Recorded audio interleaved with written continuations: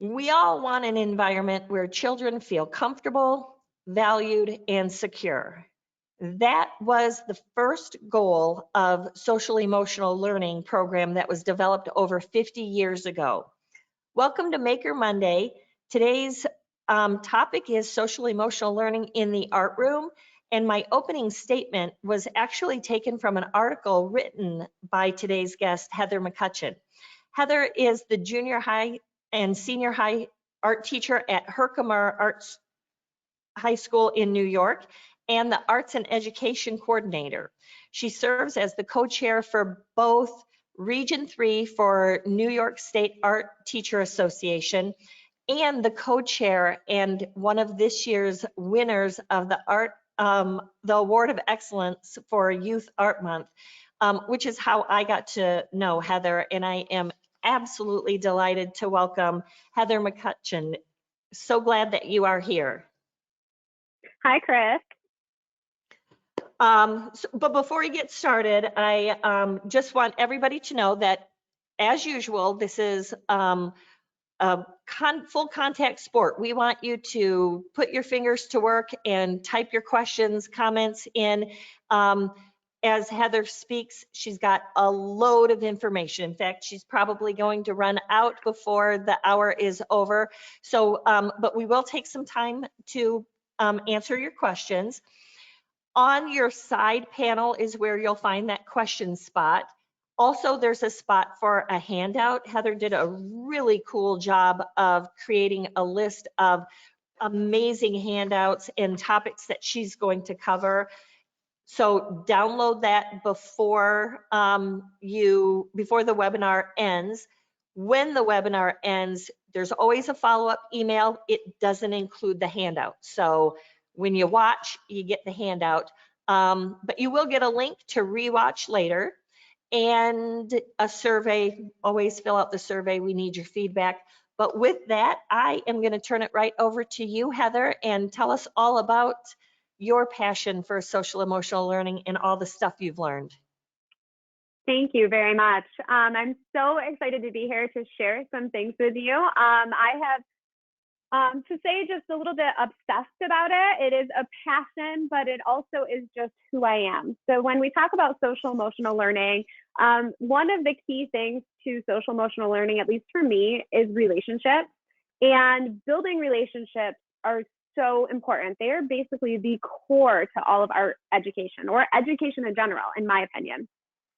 So I have a bunch of different things I've done with students, and a lot of the stuff I have either tested out or learned or created throughout, but a lot of the stuff honestly has came from reading and learning. So on the handout, I do have some of the books that I have read. I have a few sitting back here, but I also wanted to grab the two that were probably my most inspirational. And as you can see, I've got sticky notes and notes galore. But the first one was a Goldie Hawn's 10 minutes or 10 mindful minutes. And then this one is All Learning is Social and Emotional. So when we talk about different things with social and emotional skills, it is unbelievable how massive and how amazing it is just to come. So as I said, relationships are super important. Every lesson that I do with students always goes back to building relationships. It also goes back to community. So community outreach, community involvement. The community is so important because you kind of need that buy-in with whatever you do to be able to have students understand. One of the biggest things I think, and I did this when I started teaching, 14 years ago, was driving around the community. Now, I grew up around here, so I know Herkimer, but driving around the community and seeing this area, seeing where the students live, seeing where they go to play and what they do in their free time is so important for you to be able to help them. So that's one of the things, is having that buy-in, and also having choice. So aside from the lessons I show you, I usually always try to have choice in all of my lessons. Students feel more empowered. They enjoy the lesson more when they have more choice. Sometimes it's simple with materials or what they're doing, And then other times with a lesson, with a few of them I'm going to show you guys, they have a very big amount of choice, and they have a very, like, they get to lead themselves in the path with what they're creating. So that also goes back to that understanding identity and understanding themselves, understanding their emotions, and being able to tap into things when they can be able to choose what they're creating and choose their understanding. So I wanted to start off with a class that I created to explain that a little bit. And the class is called Magic. Now here at Herkimer, we are the magicians. So I figured magic was perfect for us. And we don't play magic. That's what somebody always says, especially when they see my awesome magic wand that we have, especially we pull this out and we sometimes, stare at it because it's just beautiful. But magic stands for mindfulness, art, growth, identity, and creativity. So with this course, I was super, super, super lucky to have an amazing administration and board of ed. They let me create my own class. This magic class was created from scratch to basically focus on social and emotional learning through the arts. But also that identity piece is super important. Like for people, even us, it's hard to know who we are. So in that class, one of my biggest questions to the students is, who am I? Now, since that class, I have used that sentence or that question over and over and over again because it's really hard. It's hard for adults, it's hard for kids, but really posing that question of who am I and thinking about it and having students think about it, like it's just mind-blowing. So with this magic class, there were numerous things that we did. There were students in this class too that were not just, fine art students. I had students that were theater and also music students. So we created a whole bunch of different things. And one of the first and my favorite was the magic planter. So almost everything in magic class was called magic just because it was just so awesome to like tie that in. So here's one example, and it lived through COVID, which was pretty awesome. But this was just a planter that students created, and they ended up putting a plant in, and they had to take care of it all year long. But not only did they take care of it, the students had to also put it on school. So they had to put it in a classroom or in the office or the library, so somewhere they felt comfortable. And with a person they felt comfortable. So once again, building community, building relationships while they're creating something, but then taking care of something. So being able to take care of a plant, of anything, even I have a black thumb, but being able to take care of things it makes you feel better. It gives you more confidence. So something so simple as creating a planter to take care of has blossomed into something so much more. I am not teaching magic this year just due to COVID restrictions in my schedule. I couldn't, but I am teaching ceramics, and guess what lesson we're doing right now? We are creating those planters because it's just amazing and I love it. And like I said, I have a black thumb, but I can keep these things alive. So it works pretty well. I definitely suggest succulents or something that at least if you don't water it for a while, it still will stay alive. So that's the first one I wanted to talk about with the magic class. The second one was our treasure boxes. And the treasure boxes actually came from one of the books that I read. And I thought it was pretty awesome because you could change it into all different things. It could be a box where you keep all of your treasures. It could be a box where you have on the inside, it is things that are just for you. And for the outside, it is things for others. So I do have one box that was left behind.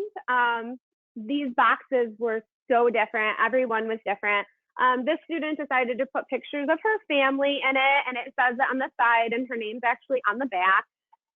But some of them, they were just unbelievable with what they had on the outside and inside. And even some of the things on the inside, like I told the kids, I'm like, I don't need to see it. Like, this is your box. This is for you to be able to put stuff inside of it. Now, my brain is all over the place. So I think I forgot to at least say, but I did write an awesome article with the NYSADA News about SEL and just approaches. And in this article, I have it linked on the handout, but in there, I also have some pictures of some of the other things. So I know it's probably small for you to see, but like some students did photos, everyone did different things. Some painted them, and I even have a picture of another planter. So that one is a student's planter that ended up in, I think this one went to the library. Let's see. Passion projects was another thing that we did with my magic class. And this is something that I would love to do school-wide. Now, a passion project is basically students shared their passion with the others. And to think, even as teachers, to be able to share our passion with students, whether it's school-related or not. Like, I love four-wheeling. Like, we four-wheeled with my family. Like, to be able to bring the four-wheeler down here and share that passion of four-wheeling, like, the kids would probably look at me a little strange. But how amazing would that be to share our passion? So passion projects is kind of along the same idea. Students in that class picked what they were passionate about, and then they did some type of a project. And again, I gave them choice. We had some guidelines, but they were able to choose how they showed what their passion was. So one student in this class decided to do soccer, loved soccer, loved teaching it, came in and showed us a few moves, did a PowerPoint.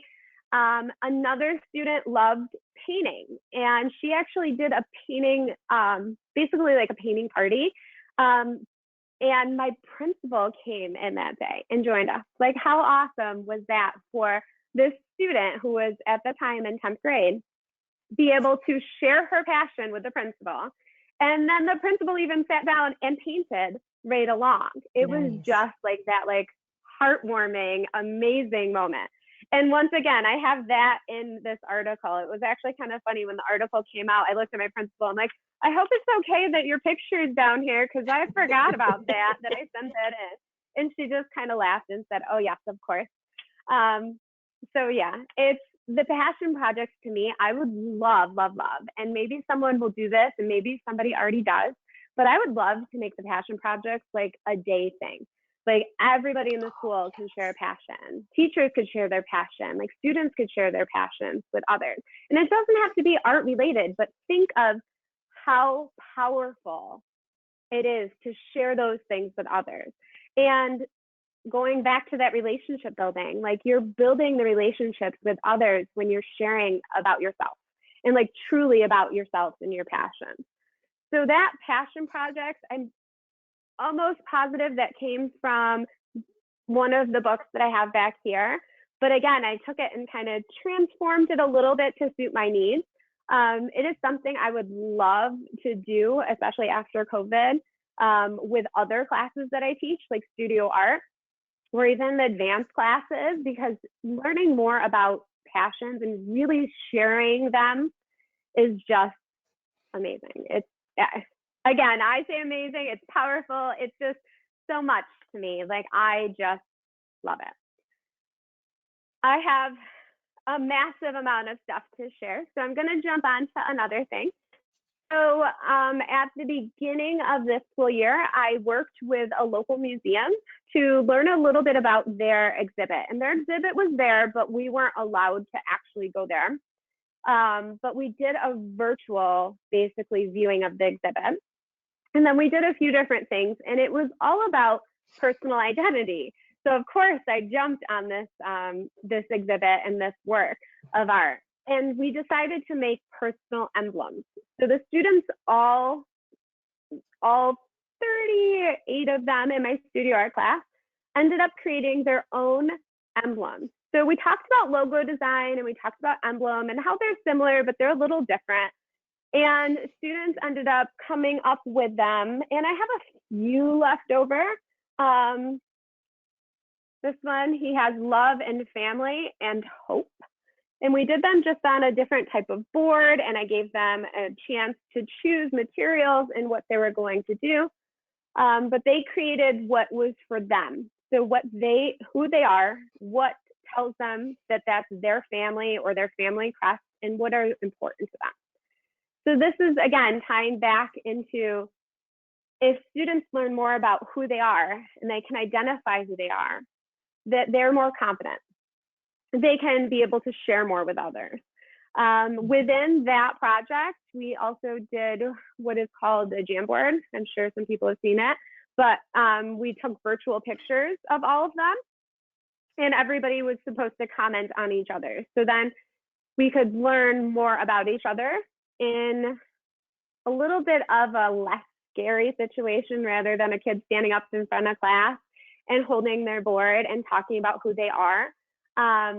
In this situation, they were able to see what other people had. They were able to comment, and yes, we knew who commented on them. But then it was a little bit less intimidating. So they were able to open up, but not, sweating bullets in front of the class. Plus, here we have been hybrid for high school, at least, since September. So, there's days off, or not off, but virtually learning. And the Jamboard really worked out wonderful for things like that. So the Emblem project was a hit. Students loved it. But again, they were a little nervous to do that sharing. So the Jamboard was wonderful. The next project that I have is probably one of my favorites. I hate to say my favorite because I have like 4 more to talk about. And of course, like I said, I'm very passionate and a little bit obsessive with things. But the next one is called a Strengths Project. And this one I did create. I actually just wrote an article for a magazine to hopefully get it published. And it is in here too, so there's a little bit about the Strengths Project. But basically, I started a leadership program 2 years ago before COVID hit. And I was debating if I wanted to be an administrator. I found out through COVID, through all of this, that I love my job. So I could never leave. Like, I am a leader in my school, but I could never be an administrator because I just can't leave this. Like, I love it. I'm so passionate about it. So coming out of that leadership program, we took a Clifton strengths test. And the Clifton strengths test gave you your top 5 strengths. Now, my top 5 strengths, when I got them, there were 4 of them made sense.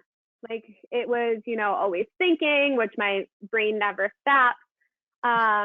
Learning, brainstormer. So I'm always learning and processing things. But one of them was called the arranger. And that one was like, you collect things and you always constantly find a need in things. And I kind of laughed and I looked at my husband. I'm like, Matt, that's not me. Like, I don't collect things. And he laughed right back at me and said, are you kidding? Have you seen the basement? Have you seen how much stuff you have, how much supplies, how many, things that you just have? And I go, yeah, I guess that makes sense. If you saw my Google Drive too, like, it is just unbelievable, like exploding with how much stuff that I just have. So taking those 5 strengths, I was like so excited to like see how I could help people now that I knew those strengths. And I was talking to people, and I can't tell you how many were like, oh, I'm curious what they are, like, what could they be? And actually, one of my students who just graduated last year found the strengths test. She found a free version. And we used that last year during magic class to take the strengths test to see what our top 5 were. And then students created a project off of it. And since then, everybody is like, oh my God, I want to know. I want to be able to use those. It's again, going back to that identity and finding out who you are. So I did it once again with students this year, and it was amazing to see things that came out. I have one project here because all of the students decided that they had to take them home. How could they, But this one here is a student example, and I gave them a couple of different options when creating the artwork. Of course, they worked in their sketchbook and they did reference photos and came up with a whole bunch of different stuff. This one had to do with being a brainstormer, but she also got one that had to do with thinker. So she said she likes to put puzzles together. So hopefully you can see the little puzzle pieces. And then it was supposed to be a light bulb with a face. So, you know, she's always constantly thinking and putting those puzzles together and helping out others. Some other strengths that students had were coach, and there was empathizer. Another was chameleon. So that one was really cool. So during the strengths project, like the kids learned, but I learned a lot about them. And even if like when they got chameleon, I'm like, oh yeah, that kind of like, I can see it. And we talked about it and they kind of laughed. They'd be like, well, yeah, I'm one way in school and I'm a different way at home. You wouldn't even notice who I am because I changed to be in that setting. So it opened up that dialogue. It also taught me more about them, but they were learning about themselves. Like a few of them had that coach one and they're like, I'm not a coach. I don't like sports. What are you talking about? And then I go, well, read what coach says a little more. And coach had said that you help others be the best person they can be. You help find, you know, ways to do things. So it's not that you're a coach of a sport, but you're a coach to help others. And then they're always like, oh yeah, I see what you mean. Or they'd give me an example, or we'd have a huge discussion of how they were a coach. So the process of finding those strengths was so much more powerful than the creation, even though the creation was still amazing. To be able to see what these kids came up with. There's so many things. And once again, in this article, I have a whole bunch of different examples. Like there's 2 of them. So you can see these were 2 different ones. I love this one. It's a brain lift and weights. Like it just, and for the student, I had students do what was called a flip grid afterwards. So they, again, it's a digital tool. They recorded basically their thoughts and ideas about it. So they didn't have to stand up in front of the classroom. They didn't have to tell me in front of everybody about what they thought. They were able to have a discussion with me through the virtual platform. And it just made it easier because there are kids in class that, you know, would talk right in front of everybody like, I'm the chameleon because I am this way. But others, you know, weren't as open. So I like to give them those avenues to be able to have those discussions. I'm going to say I had one other thing to show you guys with that, but now I don't know because I have so many things around my room here. When we did do this strengths project, we did it, maybe I didn't print it off. We did it so that all the 5 strengths were put into a Google Doc. And then everybody had their strengths, so then they could even see like who matched up with whom. It was pretty neat to see like the top 5 or where somebody had one, or like in the room, they're like, oh, Johnny, I didn't realize that you have, you know, the empathizer like I do. That's pretty cool. So then again, it made more of that building relationships and having those discussions, which was what this is all about. Like being able to have the students know who they are, being able to have them discuss it or at least explain it, and also being able to use their creative outlets and choice. Like it's just like, this is one of my favorites, like I said. And it's exciting because it was from the ground up. Like it was from learning about my own strengths to talking about it and then others wanting to know more.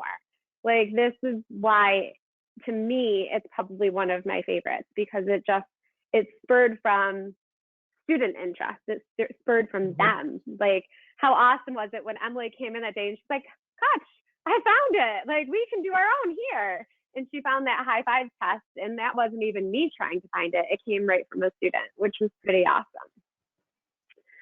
So moving on to a few others that I have. So I learn from others, like I said.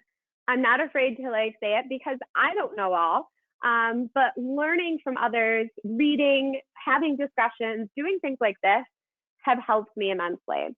So one of the workshops that I did with a friend, and actually I kind of bugged them before they did a workshop, but the neurographics. This is just my example, but I was quarantined one day and it was like a quick, like, you've got to go home and you've got to quarantine. And I was super stressed. And I just kind of like dropped everything we were doing. And I said, you know what, guys, we're going to do this, because those same kids were also quarantined. So I said, grab a pencil, a marker, whatever you have. We're going to focus on our neurons, our brains, and our lines and our breathing. So we all ended up creating our own images. And it's just so powerful when you can stop, be in the moment, and breathe. So when you talk about magic, when we did mindfulness, we did mindful breathing, we did mindful eating, we did mindful walking. So just taking a walk and being in the moment, taking a walk and being where you are. So when we created this, we also did that. We did some mindful breathing. High school students, mindful breathing virtually, it wasn't as easy, but they still kind of like giggled and laughed at me, but we did it. Like, we were able to really take our time, and it made me feel better, especially. And I know it definitely made them feel better. So that was one I wanted to at least mention. I have some amazing art teachers in the area, and they're the ones who tuned me in on that. So thank you guys if you're watching. And then another one that one of my colleagues in NISADA had done is the intuitive painting. Now, intuitive painting is basically with your intuition. It's how you're feeling. And the one thing that struck the chord when I did it as a participant was the feelings of colors and how you're feeling that day and how colors really resonate. And every one I've done has been different. I've done like 6 or 7 by now, and actually my family has asked for intuitive painting, so we've done even intuitive like paint parties. I've already done 2 at my house because everybody wants to do some. My own children, who are 9 and 11, love it. And it was hard for them at first, just like it was hard for me. And it was hard for my students when I did it with my students to just, you look at a canvas and you start with a word and you start with how you're feeling. So usually mine is tired or has something to do with time, usually time, because I think I'm just always so exhausted and I'm always busy, and time never seems to stop. But that's also my personality, I have to say. It is my fault. But time usually is a big word for me. So we start with a word, and then you start filling the canvas and you start working on movements and lines and how you're really feeling that day. So one of the ones I was kind of upset, I actually cried, that I did myself, and it turned out so gorgeous. It was bright yellows and reds and colors I would have never thought to be. So like, this is an example of one that was done. It's awesome because it's about your intuition. You can use your fingers. You can paint with a popsicle stick. You can paint with whatever you want. And it's hard for people to actually paint with their fingers. I'm going to say my 11-year-old son did it really well. But everybody else, like my father-in-law, who is a graphic designer, he was like getting really nervous to try to do this. He wanted a picture. He wanted to know what he was painting. But the intuitive painting is mostly about mark making and about being able to create what you're feeling for that day. So this is a student example too. These circles were made with cups that I had, and then actually both, they were 2 different types of cups. So a lot of times you find that it's layered on top of layers on top of colors. So I personally have done it a few times, like I said. I love it, that I felt like my students need to do this. They need to like take a step out of drawing what they see and just going with their intuition and going with what they're feeling. It was hard. It was hard. And I did it with a few different types of high school students, and a lot of them were like, tell me what to paint.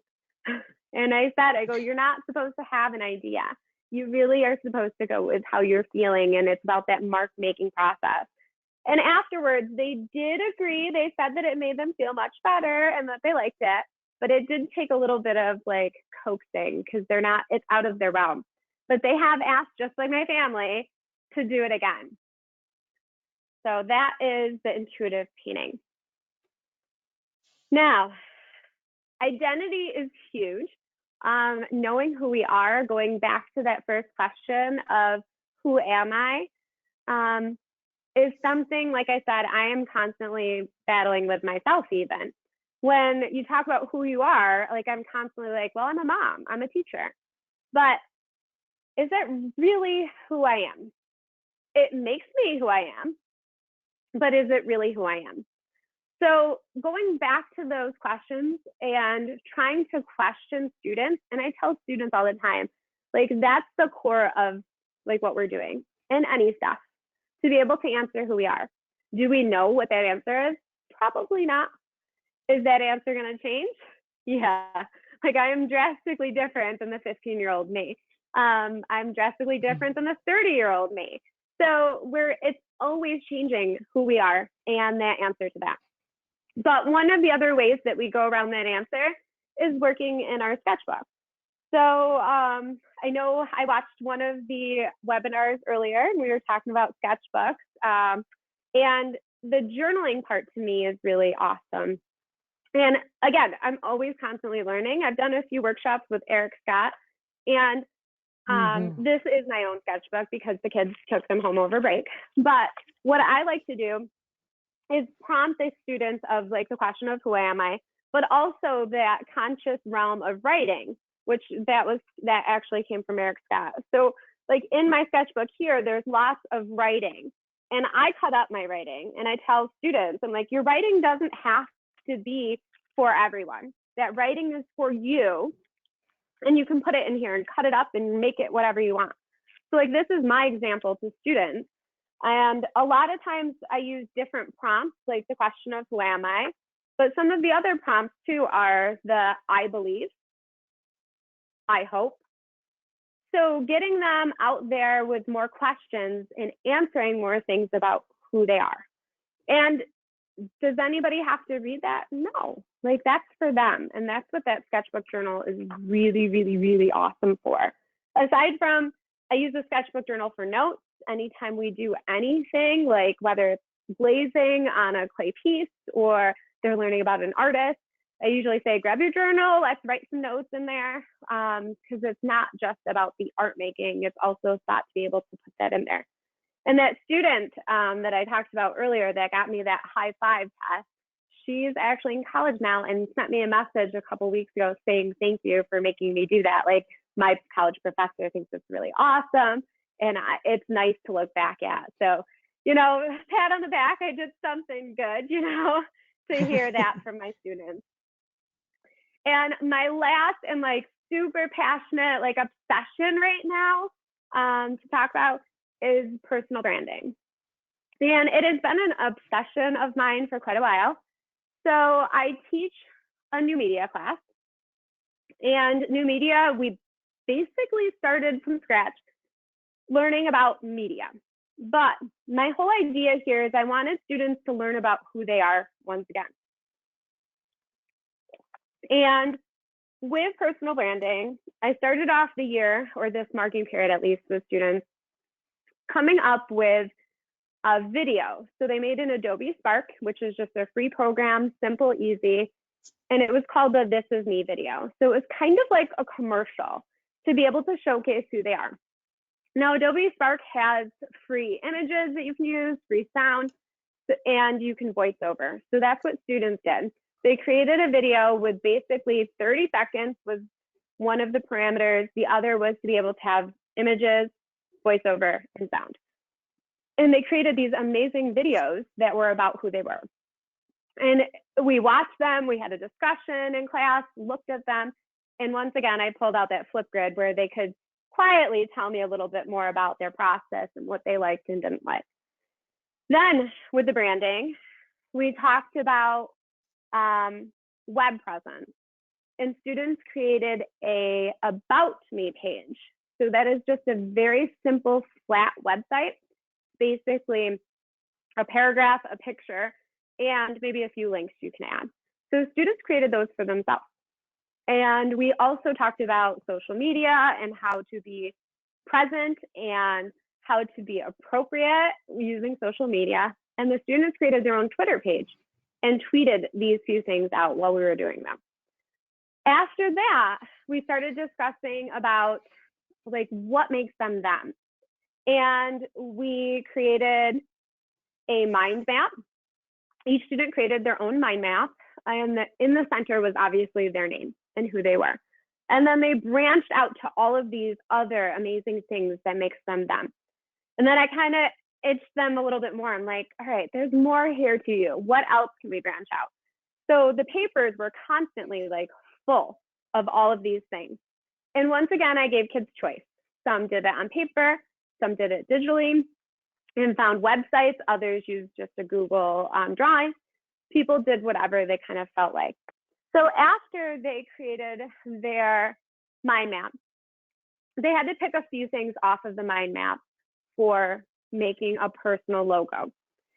And that was really tricky because like they pick one thing and they're like, oh yeah, I like basketball. That's what I'm going to do. And I kind of like gave them, well, why does that tell me that's you? Why isn't that, you know, John? If it's basketball, he likes basketball too. So it made them thinking and talking more.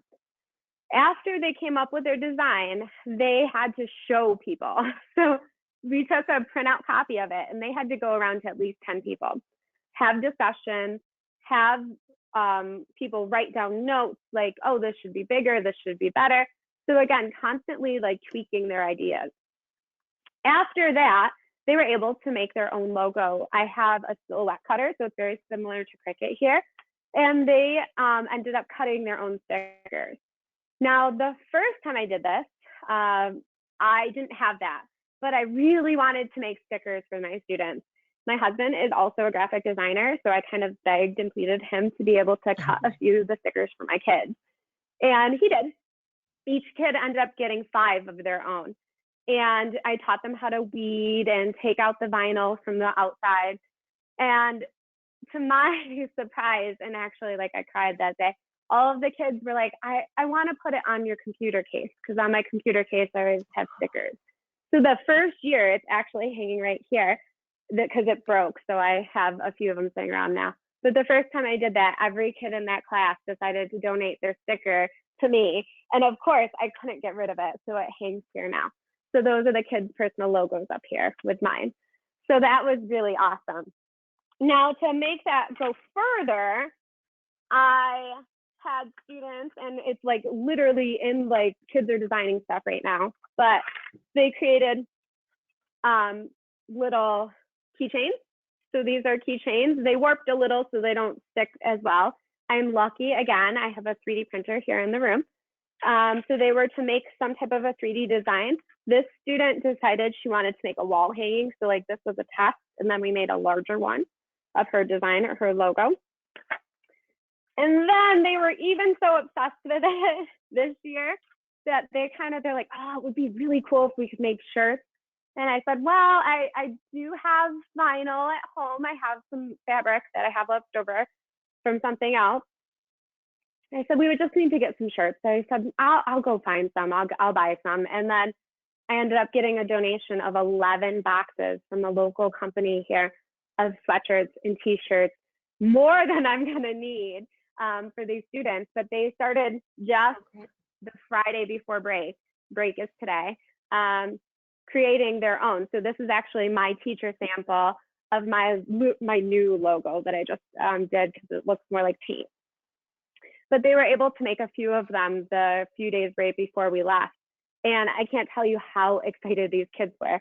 Like they were jumping up and down to be able to create their own shirts. And then they're like, I'm going to give one to my dad.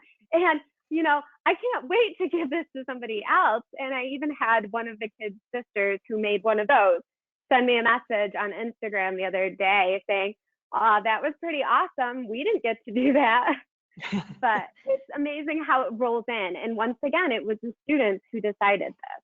Like they're the ones who said, oh, how cool would it be to do this? And, you know, I thought about it. I reached out to people and we made it happen. When you talk about identity, how much bigger can you get than having your own logo, than having your own website, having your own Twitter, being able to understand all of those relationships too. Like being able to understand, well, what's appropriate to post, what's not, and teaching them that. So that is my latest obsession and excitement. And I just, like, I'm sure there's more to this personal branding, but being able to teach students to brand themselves is just amazing. And like, I even had one kid in a Flipgrid, because we did Flipgrids constantly throughout this process, had said, if you don't brand yourself, someone else will. Like, that's mind blowing for a high school student to be able to say that. Like, I don't do it, someone else will. Just to even figure that out, I wish I had that in high school. So it's just, my whole thing with social emotional learning is being able to teach students about who they are, to care about the students. Like, that's something that good teachers do without even realizing it. Good people do. And caring about them and building those relationships, asking them how was their weekend, or, you know, what'd you do last night? Like, those are things that I think we as art teachers are so lucky because we can do that. Like, I have the time while a kid's working on something, like, oh, that's really cool. Do you like that? You know, what did you do? Play basketball? It opens up conversations that other content areas don't get. So we are so lucky to be able to do things like that. So Chris, I don't know if you have any questions, thoughts, ideas. I know I talked for, you know, forever. I could probably go on forever too. You did absolutely fantastic. I was just, you can't see because it's in pencil, but I just was taking tons and tons of notes. And so the first question was, can she repeat those books? Because she talked fast and I couldn't get them. And I said, don't worry, they're in the handout of the books. There's at least probably 10 here. But one of them was 10 Mindful Minutes by Goldie Hawn. And who doesn't love Goldie Hawn? You know, she's just delightful. So I'll have to check that book out too. The next question was, did the school buy the succulent plants? So that was something I also got donated. I ended up making a classroom on Amazon because someone else had told me about that. And a parent actually donated them. It was pretty cool. So yeah, like, it's tough because like I had just enough donated and I needed like 2 more. So I went out and bought it. But the school does help with a lot of those things too. It's just sometimes easier if I go get stuff.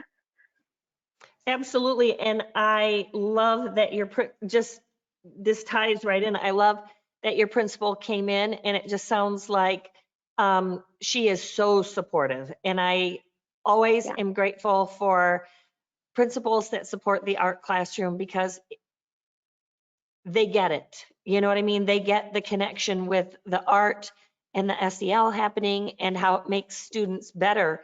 And I am absolutely convinced that it makes them better students as well, that they have better scores and, you know, can't wait for somebody to prove that to happen.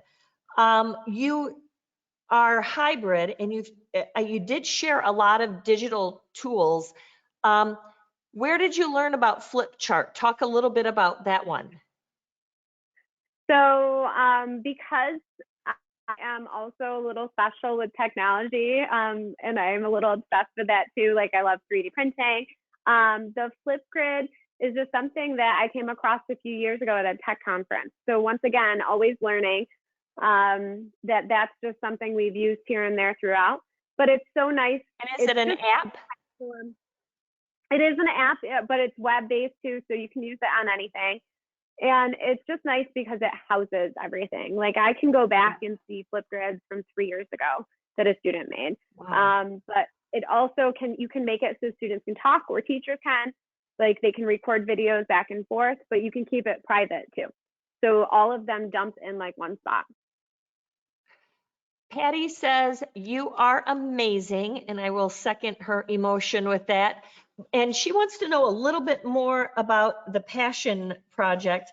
I wrote that down too, because if nobody else, I think Nasco should have Passion Project Day, and you should be like our grand marshal for the day. I swear, I think that's good too.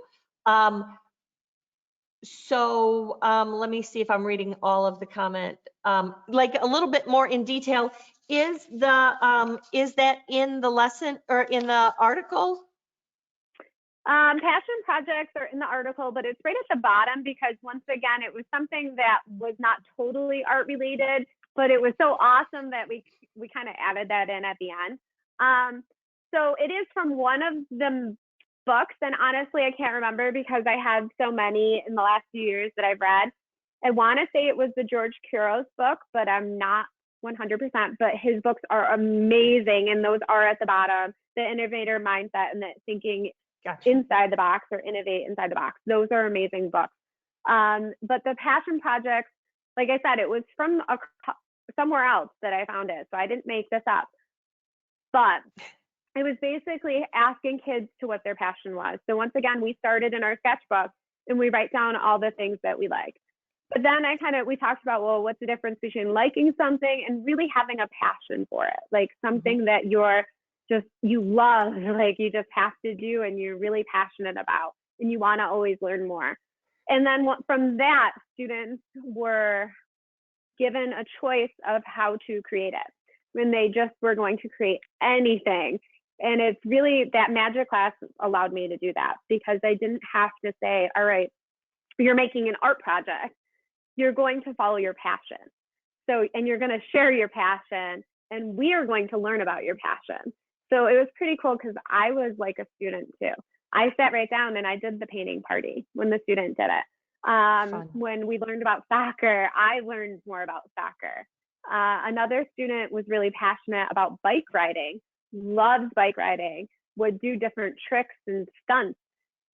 And we said, we're like, oh, we got to bring the bike and we can go do this. And I want to see it all outside. And then COVID hit. So we never got to see the bike part. But it just, yeah, it passion projects. Like I said, I would love to make a whole day of passion projects because you're just sharing with others what you like. Absolutely. So hopefully that's a little bit more. Did you have anybody like afraid to share? Like they didn't want to share? No, for the passion projects, everybody wanted to share their passion. And now that you say it, because I'm always cognizant of that, I'm always nervous. Like I don't want to put somebody in an uncomfortable position. But with that, everybody wanted to share theirs because I think because they were passionate about it. They were excited to tell people what they were passionate about. That is so cool. Speaking of, that's another question that I had was,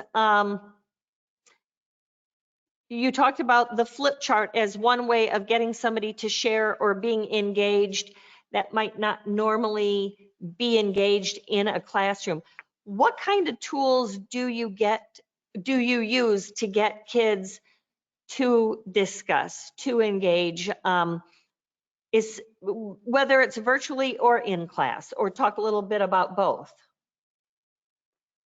So there's so many different things. Like I said, I tried to virtually do the Flipgrid or try to do a Jamboard or a Padlet, just different places where people can communicate and a lot of times be able to show the work too. So like the Padlet and the Jamboard are nice because you can show the work and then also comment.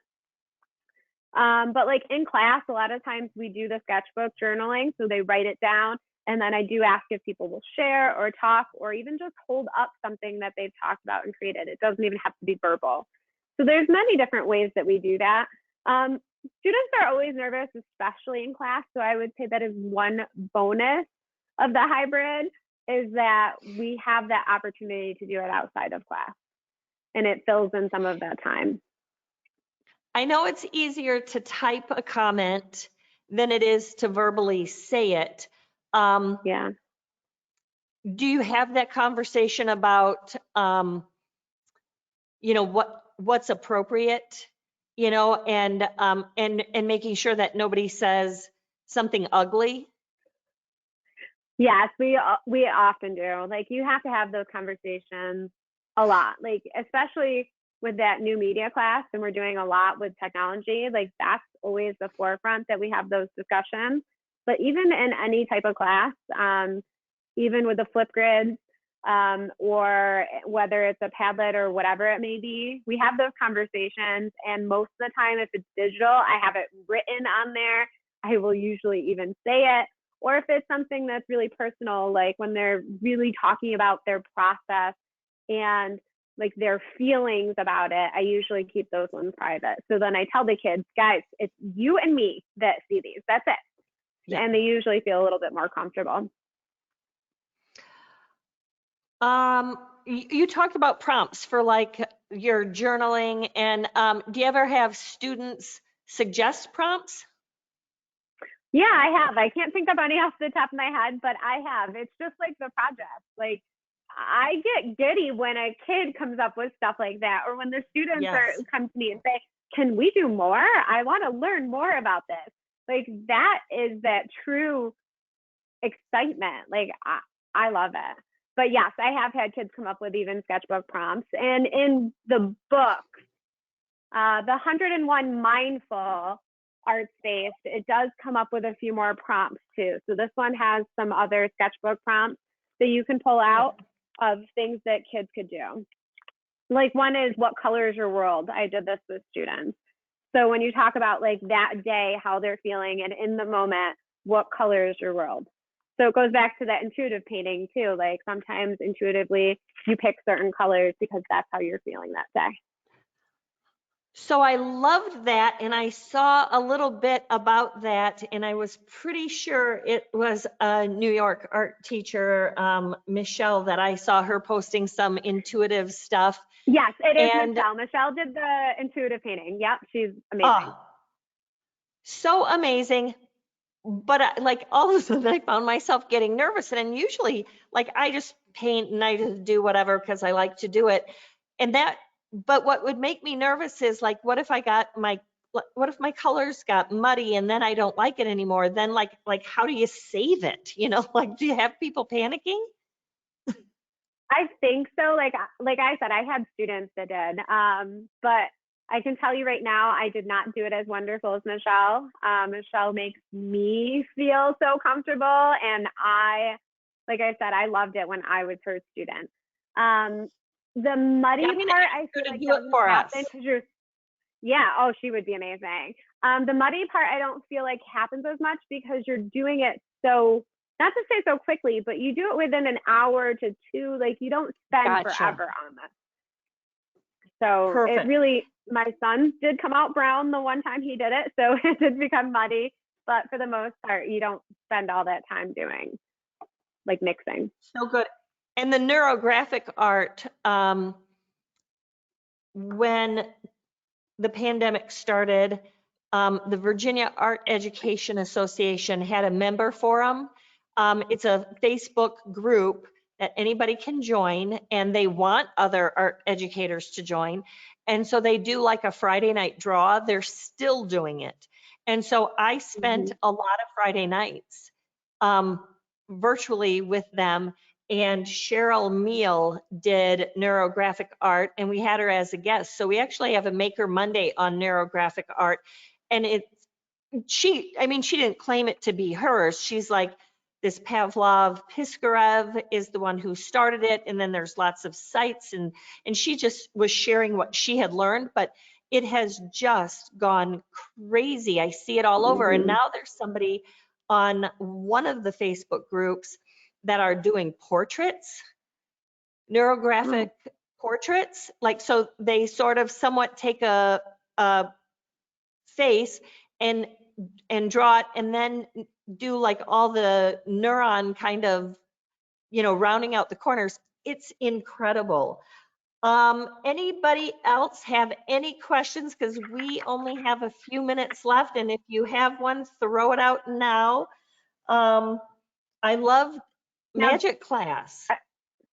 Yeah, I love it too. And I kind of said to my principal already, as I just got a text message from her saying that she's thinking of me. So that's awesome. But I said, I'm like, I really hope I can do it next year. Like it is, the kids were kind of like, oh, what is this? I don't want to be there. And honestly, like silly little things like this I had in my room, and they would constantly be playing with them. And these little things like Yes. this just help you relax. I had a bubble that would move too. I brought that home during COVID because I needed that.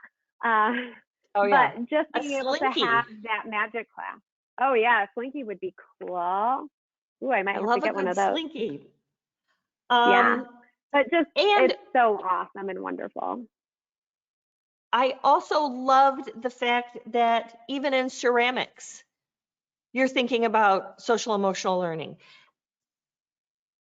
And you are, so I've learned a tremendous amount about social emotional learning. NASCO has a curriculum on it, Cloud9 World, and Jenny Calvitis, our career readiness customer engagement manager, has partnered with me on some social emotional projects. The Envision board is one that is fantastic, both virtually and in class. But she shared CASEL, the Association of Social and Emotional Learning. It's CASEL, and it has the 5 core competencies. And I was just giggling as you were talking. Everything that you do is falling Yeah, into I have those. it. And yes, yeah, is so fantastic. Thank you for sharing all of your resources with us. That is absolutely outstanding. And that's a boatload of work that you have just saved. And this article is well worth the read, and you'll get to all the parts where she has talked about the lesson plans. Heather, this is not the end of us working together, because I thought that you were a superstar from the time I met you, and now I just want to learn so much more. So I am super duper grateful. Please stay in touch, and I'll be emailing you and texting you often, because I think we just need to keep all of these things out in front of our teachers and students and the community, and you're just doing an outstanding job. Thank you so much for being Thank here. you. Thank you. Thank you. You are so welcome. I'm giggling because I'm calling April the month of Heathers, because of course Heather McCutcheon today, and in 2 weeks on the 26th. We just thought that we would give everybody a little bit of a break from every Monday. We're also doing some art class curator webinars about our new partnership with Art Class Curator and the curriculum that we're offering. So on Monday the 26th, Heather Hagee from Florida is going to do a lesson plan with Kahindi Wiley. And so look for that. The link will be in a follow-up email. Heather, thank you again for being here. And for all of you out there, there's a light at the end of the tunnel. So keep staying safe, keep being happy, and keep teaching art.